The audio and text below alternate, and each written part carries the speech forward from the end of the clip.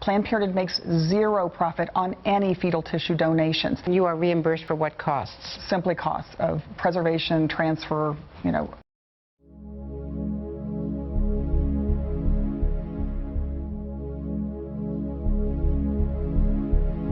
If we alter our process and we are able to obtain intact fetal cadavers, it's all just a matter of line items.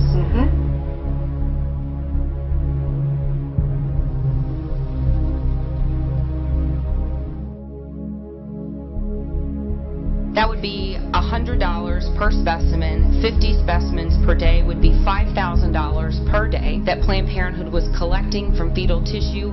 Extrapolate that, $120,000 per month. That is certainly not recouping cost. In terms of areas that I can contribute to the organization, both locally and nationally, is diversification of revenue streams.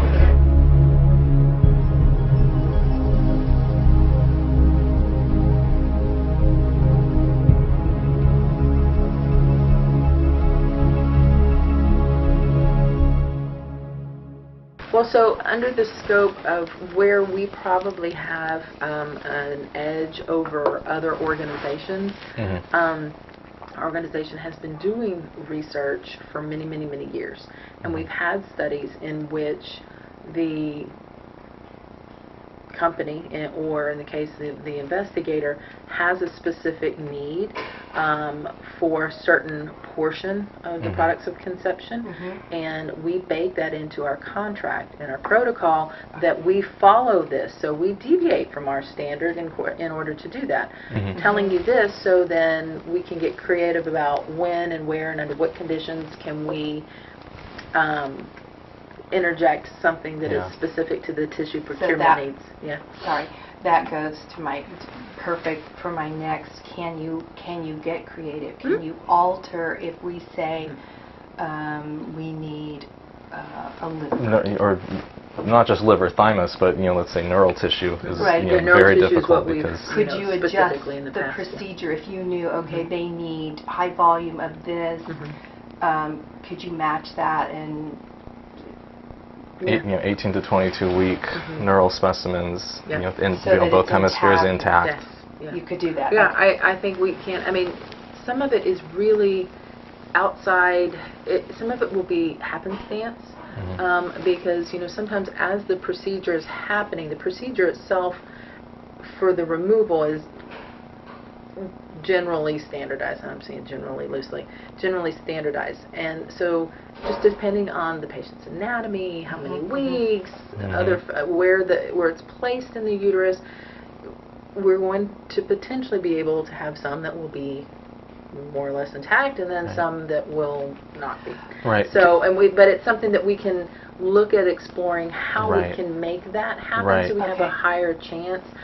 It'll probably also require a little bit of input from the doctors, because the doctors are the ones asking directly, doing that, and when it matters, in the cases of when it's mattered, and the physicians also need an intact specimen, they can make it happen. So we just need to figure out how that we can do this, under our project needs. How many providers practice in the second trimester? Oh gosh, that's a good question. Everybody that is here does. And really, specifically the later than 16-week cases, I guess. I want to say that we have 6. 6 providers that go beyond 16 weeks. Oh wow. And that's something we'll have to discuss, with the docs and see how they can do it, because some of our doctors in the past have projects and they're collecting the specimens, so they do it in a way that they get the best specimens. So I know it can happen. The doctors were also doing research. Oh wow. So very good. I'm more on the business end of it. I know that just going with the history of what's happened and wanting to not have that happen again. So for specific specimens, the compensation would be higher because we know you're going to run into problems. There's going to be more. How do we frame that so that we're not saying we're giving a higher... Yeah, we can work it out in the context of, obviously, the procedure itself is more complicated, so that anything that we integrate into that procedure without having you cover the procedural cost is going to be higher, right? So anything about higher gestational age, there's more opportunity for complication, there's more administrative time involved, sometimes the procedures are longer, so then anything that we piggyback onto that for collection purposes, obviously, you know, would have to reflect that additional time, cost, administrative burden. So that our compensation that's higher to you for our specific specimen intact could be built and into that's something that getting more information about it, you know, as intact as you need, how we're going to do that. Then from there, when I'm working with our clinical trials and all of our specimen collection, additional specimen collection needs, I'm pretty bullish about getting as much information as I can prior to budgeting. Well, that your financial background, really, I think that's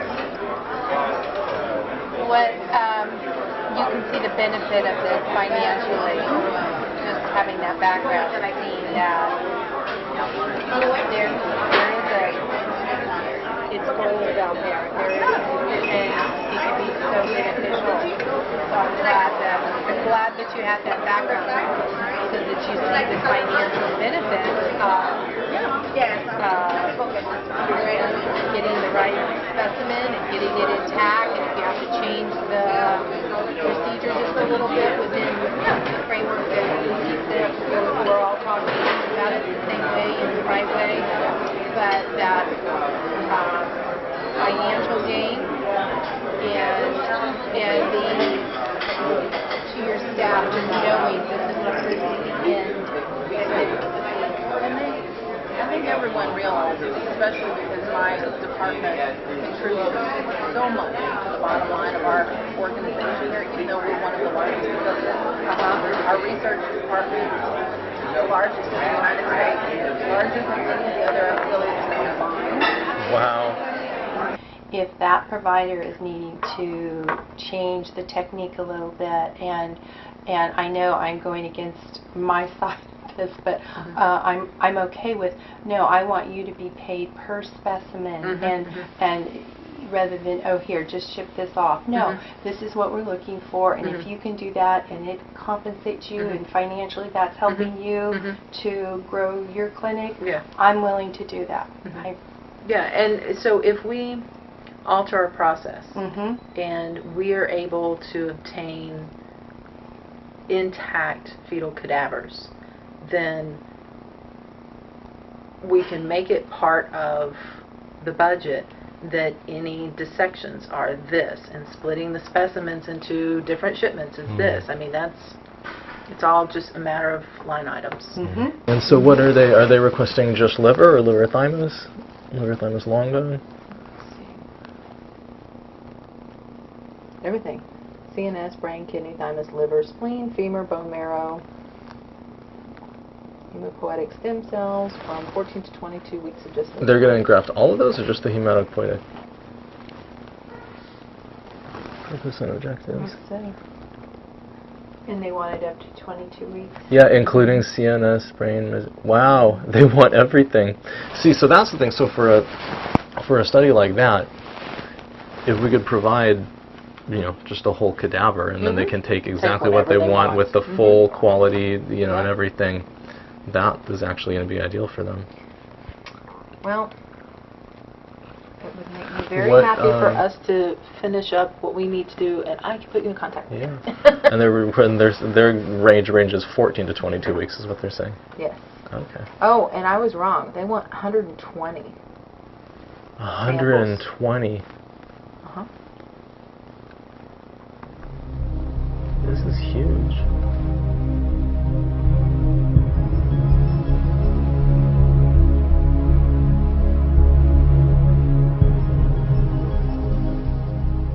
Are there any fresh specimens from today that we can still look at, or? We had a really long day, and they're all mixed up together in a bag. Yet if I would have known 10 minutes ago, I would have saved something. You know what, if we could get if we could just, if that doesn't, I mean, it's not like we need something today, but if we could get a visual today of it, that would be a good thing. Is that possible?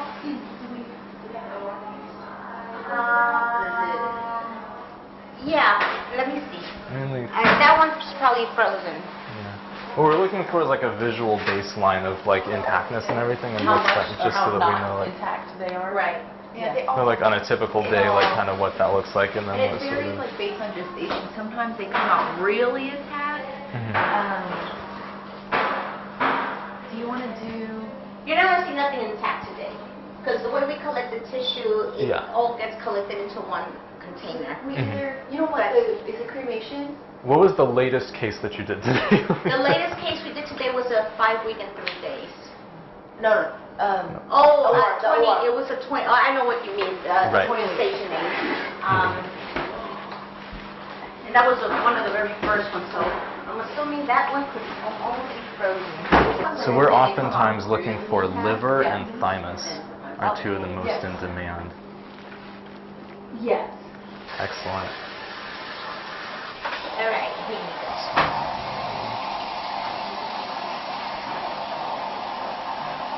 See now this. Sean, can you help me out? I think this is lung, right? I don't Yes, think this that's is kidney. correct. Yeah, these are lungs because that's the trachea in the middle Yes. These are. So the intestines are here.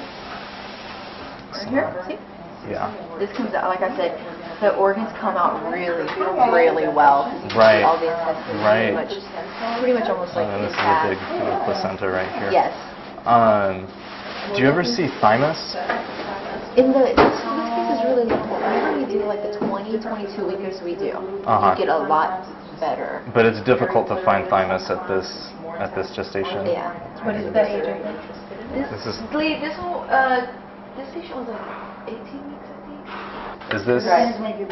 this is limb. Okay, Yeah. and this is like scapula. Yeah. That- The other thing that plays a tremendous part in this all is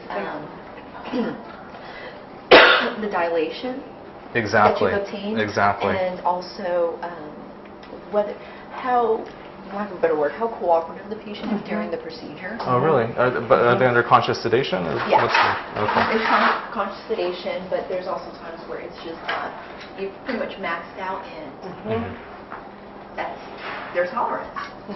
Oh. Sometimes it's a little bit more difficult. Mhm. Completely relaxed, sometimes it's easier to not do too many passes before steps. So it just really varies. And like I said, a lot of it does depend on the dilation that was obtained. And like all of our procedures over 20 weeks actually go through a 2-stage dilation process. So usually like the cervix is, like for this procedure, cervix easily like at 3 centimeters. What we do in the OR is that we lay them out to account for everything before it kind of gets put back in the basin and just like sealed up and packaged up. Because we actually do a lot of collections for sexual assault cases. Kind of, but with that it's different. It's like some placenta and a long bone. But it's still very, it's very cleaned up. So it's different than this as well. So. These orbits are good too, and at this stage you start to get the retinal pigment epithelium, which is in the back, which is you've collected that before. So all the orbits are so easy, like 95% of They're easy to find too, even in the early gestation, because you're just looking for they the. come out like firmer a month, I feel, it whittles down some. Is that a Bible number for you? How many per month? Or the gestational age, 14 to 16, or? No, 40, from like 16 to 22. There's how many per? About Yeah. 40 to 50 easy. Per month. Yeah. Family Planning Fellowship in Columbia is an active researcher, so she's very well versed in what she needs to do. To just change up just a little bit. Oh yeah. Okay. They've already talked with PPFA, Patola, and the whole group up there, and because fetal tissue donation varies so much state by state, PPFA is moving away from a standardized policy. Yeah, so like I attended the patient service Yeah. day, and Kristen Flood did talk about fetal collection, Mhm. like that. So yeah. Huh, very interesting. Remember when I first got here, and it was, you have to have this form. It has to be like this. We had to have this particular consent form, very Uh-huh. specific. But yeah, no, that's what Kristen was saying. So Interesting. they're encouraging more participation, but they don't want to get too. Does that make sense? Yeah. Interesting. Okay, cool. And any idea why the other affiliates in Texas think it's illegal?